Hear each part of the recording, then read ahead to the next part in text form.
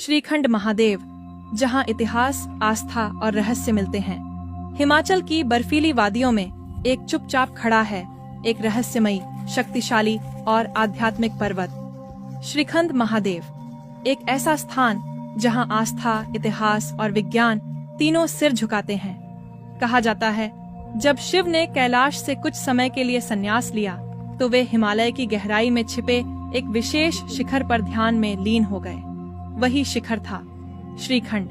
श्रद्धालु मानते हैं कि ये 17,000 फीट ऊंचा शिखर कोई आम पहाड़ नहीं, बल्कि शिव का स्वर्ग में स्थापित सिंहासन है। यहाँ स्थित है बर्फ के बीचों बीच एक 70 फीट ऊंचा प्राकृतिक शिवलिंग। न किसी मूर्तिकार की रचना, न किसी राजा का आदेश। ये शिवलिंग प्रकृति की गोद में स्वयं प्रकट हुआ है। लेकिन ये सिर्फ एक पौराणिक कथा नहीं है। लोक इतिहास कहता है कि सैकड़ों सालों से साधु संत इस कठिन यात्रा को करते आए हैं। कोई 20 दिन तक भूखे प्यासे चलकर जाता, तो कोई वहीं पर समाधि ले लेता। स्थानीय बुजुर्गों के अनुसार यह यात्रा पहले सिर्फ नाथ योगियों और किन्नर साधुओं के लिए ही होती थी, जो बिना रास्ते, बिना नक्शे, बस श्रद्धा के सहारे श्रीखंड के शिखर तक पहुंचते थे।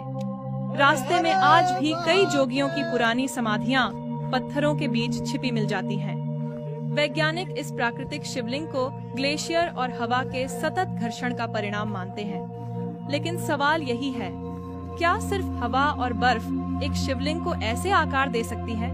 क्या ये संयोग है या कोई दैविक संकेत?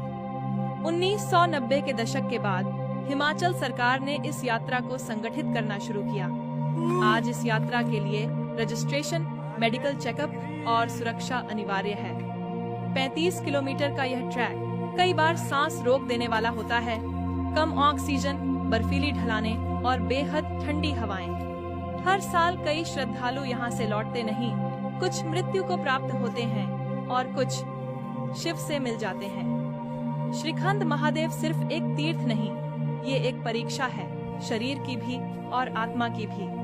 जो यहाँ पहुँचता है वो खुद को पीछे छोड़ आता है, और जो लौटता है उसमें कुछ नया जन्म ले चुका होता है। श्रद्धा से बड़े बड़े पत्थर शिवलिंग बन जाते हैं। भक्ति से रास्ते नहीं, पहाड़ झुक जाते हैं। श्रीखंड महादेव, जहाँ इतिहास मौन है और शिव साक्षात बोलते हैं। यात्रा के दौरान एक वैकल्पिक रास्ता है जहाँ जाने की मनाही है, लेकिन कुछ लोग चुपचाप उस ओर जाते हैं और वापस नहीं आते। क्या ये सिर्फ मिथक है या सच में वहाँ कुछ अदृश्य शक्तियाँ आज भी जागृत हैं? जानिए अगले एपिसोड में।